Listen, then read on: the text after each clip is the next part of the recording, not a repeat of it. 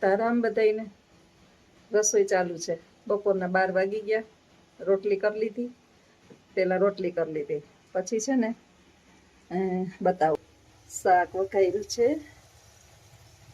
રીંગણું વધારે અને બટેટું તો એક જ નાખ્યું છે. હજી તો કુકર બંધ કરવાની બાકી છે. આ બાજુ છે ને સંભારો વઘારવો છે. અત્યારે ગાજર એક જગ્યાએ મળી ગયા. ગાજર ને મરચાં અંદર સુધારેલા પડ્યા છે. હવે મારી દાઢું હલે એટલે દાઢ હલતી હોય, આપણે દાંત હલતા હોય ને એટલે પછી કાચું બહુ ઓછું ખવાય. એક બે દાઢું હલે છે. સંભારાની અંદર રાઈ નાખીએ ને, ગાજરના સંભારાની અંદર તો બહુ મસ્ત થાય. પણ અજીતને રાઈ કડવી લાગે એટલે રાઈ જીરાથી જ વઘારવો પડશે. આ હિંગ નાખી. હવે આ વઘાર નાખ્યા ગાજર. ઘણા છે ને અલગ રીતે વઘારતા હોય, પણ દાંત ન હોય ને એ દાંત ન હોય ને એ મેં તો ઘણા એ જોયું કે કુકરમાં સંભારો બાફી નાખે. એક બે જગ્યાએ એવું જોયું. તમે જોયું હોય તો કહેજો. હવે શાક જે છે ને લગભગ તેલમાં ચડી ગયું છે, તો તે રોજમાં મૂકી દઉં.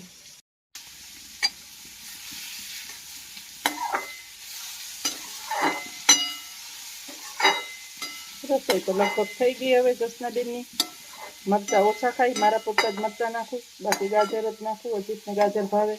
કોબીનું તો કાચું. આ ગેસની આખી ઓલી ફ્લેમ છે ને આખી ઉભરાણું ને એમાં ઓલી કાળી થઈ ગઈ છે. સાંજે છે ને ખીચડી કરી તો ઉભરાણી. હવે બધું સાફ કરવું જોઈએ જસનાને. બધા કે ગરમી થાય, બધાને રજા પડે, વેકેશન પડે, બધું પડે. બહેનોનું કોઈ દી રસોડાનું વેકેશન પડે. વેકેશન હોય ને ત્યારે તો હજી તો મારે તો કાંઈ બહુ ચિંતા નથી. 2 જણા છીએ અને બાકી 4-5 ગલુડિયા. વેકેશનમાં ડ્યુટી બહેનોની વધી જાય. સારું સારું ખાવું, નવું નવું બનાવવું, બહાર ફરવા જાય તો નાસ્તા બનાવીને લઈ જવાનું, પેકિંગ કરવાના, આ કરવું તે કરવું ને.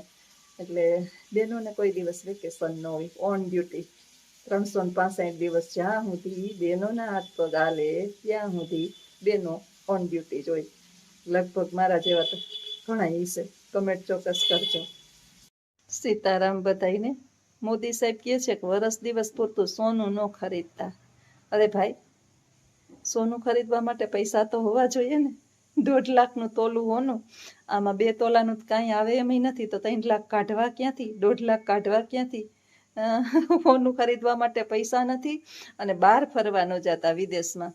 અહીંયા છે ને રાજ્યમાં ફરવાના છે ને હાંધા થાય છે. તો બહાર ફરવાનું તો ક્યાંથી કરવું ભાઈ? સાચી વાત હોય તો ચોક્કસ જણાવજો. આવજો. સીતારામ.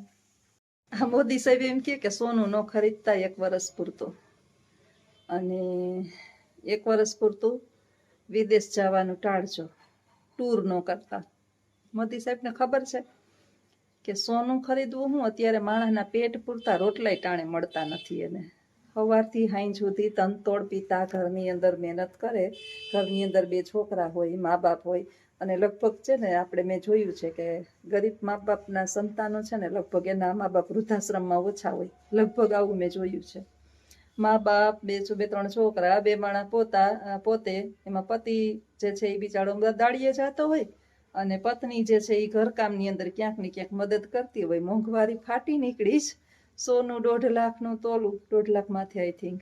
અને 1 તોલું કરાવવાનું અત્યારે પેટના થીગડા ભરાતા નથી. અને સોનું ક્યાંથી ખરીદવું? નહીં ખરીદીએ મોદી સાહેબ, સોનું નહીં ખરીદીએ. વિદેશની ટૂર હું અમે ગુજરાતની બહાર નહીં જઈએ, કારણ કે ગરમીએ કોપ કર્યો અને સોનું આસમાને પહોંચ્યું છે. તમે નહીં કહો ને તોય નહીં જાય અમે ક્યાંય. એટલે ક્યાંય અમે જવાના નથી. વિદેશ તો બિલકુલ હમણાં નથી જવાના. એટલા પૈસા છે નહીં, કોઈ પાસે નથી. બસ જેની પાસે છે ને એ ફરે છે એટલે ઘણું. એને જોઈને અમે ખુશ થાવ. ચાલો, જમવાનું થઈ ગયું રેડી. ગરમા ગરમ રીંગણા બટેટાનું શાક, રોટલી, સંભારો, દહીં, મસાલો અને છાશ. સાહેબ આવી ગયા અને જમવા રેડી થઈ ગયા. હજી તો પાણીની બોટલ લેહે અને પછી બેહીએ. ઉઘાડે ડીલે તમારું નથી લેતી હું. ગરમી થાય ને અત્યારે એસી જસોદાબેન કે નખાવી લ્યો, અમારે સોલાર પેલા નખાવું છે ને. હજી મારો છોકરો એમ કે હવે આ મકાનમાં કઈ કરમાં મમ્મી, એને બીજું મકાન લેવું જ છે, મોટું મકાન. તમે મકાન નું બધા પૂછતા હતા ને, તમારો દીકરો ના પાડે કે તું હવે તારું કર્યું, તો તમે બધા બહુ અમારા માટે કરી લીધું 2 જણા, હવે આરામ કરો, ખાઓ પીઓ ને મોજ કરો. નોકરી થાય તો કરો, નકર મૂકી દો. બસ મોજ જ કરો, હવે આરામ કર. 50 વર્ષ થઈ ગયા પૂરા અને હવે જલસા કરો. મારા બાપ ને કે હવે બેહવું હોય તો બેહી જાય, અમે 2 ભાઈઓ તમને નહીં ખટવા દઈએ. તો ઠીક છે, જી થાય, પણ કામ કરીએ તો મજા રહીએ. હાથ પગ ચાલુ રહીએ તો શરીર. હા, આવજો બધાય, આગળના વિડીયો બન્યા રહેજો. હાલો બધાય જમવા. અને જો સાહેબે તો એને એકથી ન થાય, એને અથાણું જોઈએ, સંભારો જોઈએ, રોટલી જોઈએ, શાક જોઈએ. ના ખાહે સંભારો ખાલી. સીતારામ. 5:45 વાગી ગયા. આગળ શાકભાજી ને આ તે કરતી હતી તો થોડીક વાર વળી ક્યારેક વિચાર આવે કે આવું બનાવીને વિડીયો મૂકું, ક્યારેક મન હોય તો. નહીતર તો કન્ટિન્યુ મંડી પડું. ભગવદ્ ગીતાનો 4થો અધ્યાય છે ને એ જ્ઞાન યોગ છે. જ્ઞાન એ અજ્ઞાનના અંધારાને દૂર કરનાર. અજ્ઞાન એ અજ્ઞાનતા શું છે, મનની અશાંતિ શું છે, ક્યાંય ચેન કેમ પડતું નથી, સંતોષ કેમ નથી, દુઃખ કેમ થાય છે, આ બધાનું જ નિવારણ જે છે ને આ અધ્યાયને મનની અંદર ઉતારી લેવાથી થઈ શકે. ઓ માય ગોડ પિક્ચર આપણે બધાએ જોયું હશે કે મનુષ્યને સફળ બનવું હોય તો ભગવદ્ ગીતાનો સહારો લેવો જ પડે. ગાંધીજીના 3 વાંદરાય ક્યારેક બનવું પડે. બુરા મત સુનો, બુરા મત દેખો, બુરા મત બોલો. ક્યારેક જે છે ને ન બોલવામાં, શાંત થઈ જવામાં બહુ સારું છે. એ આપને જ્ઞાન યોગ શીખવાડે કે જ્યારે તમારી પાસે કોઈ જવાબ જ ના હોય, કારણ કે એ જવાબ ઈશ્વર પાસે જ હોય, અને ત્યારે આપણે શાંતિ પકડી લઈએ ને મનને, તો એ આપણું જ્ઞાન છે. મૌનથી વધારે જવાબ કોઈ આપી શકતું નથી. સમજી લેવાનું કે જ્યારે તમે મૌન ધારણ કરી લીધું છે ને ત્યારે તમે સફળતાની નજીક છો. એક વાસણ જે છે ને એ બહુ ન પટકાય, અવાજ ન આવે. 2 વાસણ હામાં પટક પટક પટક થાય ને તો જ અવાજ આવે. એટલે ઘરની અંદર ક્યારેક આવું સોલ્યુશન સામે આપણા પ્રશ્ન આવે તો ત્યારે આપણે મૌન ધારણ કરી લેવામાં બહુ મજા છે. એ જ્ઞાન છે.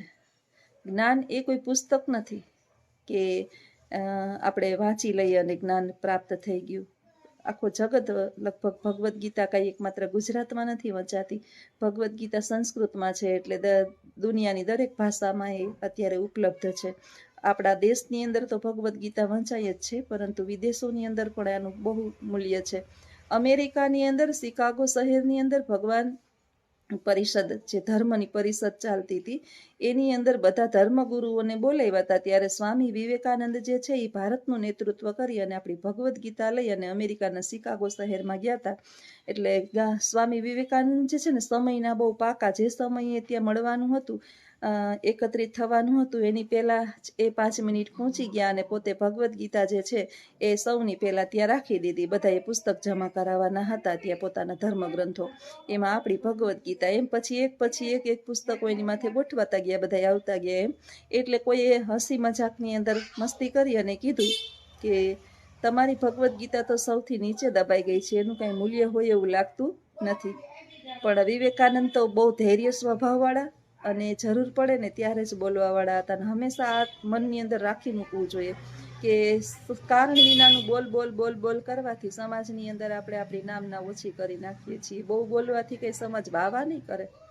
તો સ્વામી વિવેકાનંદે ત્યારે સરસ જવાબ આપ્યો કે બરાબર છે, સૌથી નીચે છે. મકાનને બનાવવું હોય ને તો પાયા પહેલાં ખોદવા પડે. એમને મકાન ચણી લઈએ તો પડી જાય. આ ભગવદ્ ગીતા હમણાં જો મારી એક હું લઈ લઉં ને એટલે તમારા બધા પુસ્તકો પડી જાય. એમ બધા ધર્મનું મર્મ ભગવદ્ ગીતાની અંદર, બધા પુસ્તકો જે ભગવદ્ ગીતામાં છે એ બધા પુસ્તકોમાં છે. જે ભગવદ્ ગીતામાં નથી એ ક્યાંય નથી. આ કદાચ કેવું મારા માટે વધારે ખોટું નથી. ભગવદ્ ગીતાનું મર્મ એક વખત જીવનમાં સમજાઈ જાય એટલે આખું જીવન સમજાઈ જાય તો એ જ્ઞાન છે. અને આ જ્ઞાન જે છે એ ભગવદ્ ગીતા સિવાય લગભગ મને નથી લાગતું કે આપણે ક્યાંય અર્જિત કરી શકીએ. ભગવાને ખુદે પોતાના મુખે બોલેલી છે કે જે મને શરણે મારે શરણે આવે અને બધું પોતાનું જીવન મને સમર્પિત કરી દે, પછી એને ચિંતા કરવાની જરૂર નથી. પણ સાલું આપણી અંદર વિશ્વાસ જેવી ચીજ જ નથી. એક ભગવાન, બીજો ભગવાન, ત્રીજો ભગવાન, અઠવાડિયે, 15 દીએ, મહિને દીએ માનતા પૂરી ન થાય, આપણી શ્રદ્ધા પૂરી ન થાય.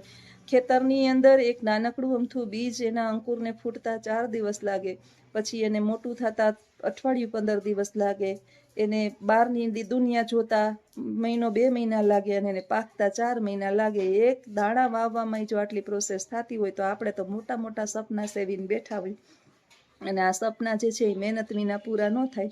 અને પછી આપણે ઈશ્વરને બદલે રાખીએ અને શ્રદ્ધા ગુમાવી દઈએ, તો એ આપણું અશ્રદ્ધાળુ મન છે એ જ્ઞાન નથી. તો સાચું જ્ઞાન એ જ્ઞાન યોગ દ્વારા આપણને પ્રાપ્ત થાય છે. એ આખું એની અંદર વિસ્તરણપૂર્વક સમજાવ્યું છે કે જ્ઞાન શું છે, કોને જ્ઞાન કહેવાય. એક ઝૂંપડીની અંદર પતિ પત્ની અને એના સંતાનો, એના માતા પિતાઓ હિલોલથી રહેતા હોય, આનંદથી રહેતા હોય, કોઈ પણ પ્રકારના કજિયા કંકાસ ના હોય, ઝઘડા ના હોય. જે મળે એ ભોજન પોતે પ્રસાદ ગ્રહણ કરી અને અર્જિત કરતા હોય.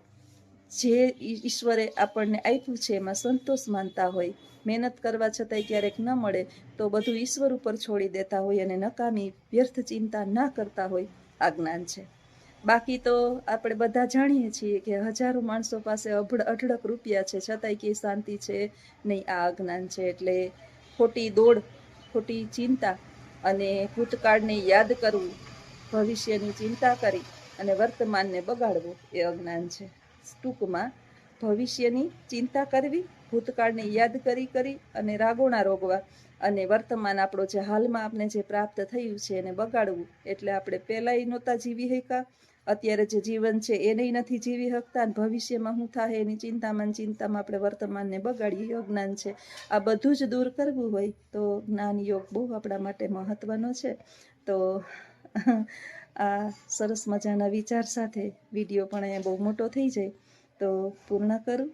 કાયમ નવું યાદ આવે અને થોડું થોડું બીજું સાથે ઉમેરતી જાવ, એટલે જે આપણા દર્શકો છે એને પણ કંટાળો ના આવે. બહુ લાંબુ ન કહેતા. જ્ઞાન જે છે એ વેચાતું મળતું નથી, અનુભવથી મળે છે. જીવનની અંદર જેટલા વધારે અનુભવો, 5 વર્ષના બાળકની અંદર ઘણી વખત ઘણી બધી બુદ્ધિ હોય, જ્યારે મારા જેવા 50 વર્ષનાની અંદર એ ન હોય. તો આ જ્ઞાન છે. તો આવજો બધાય. સીતારામ.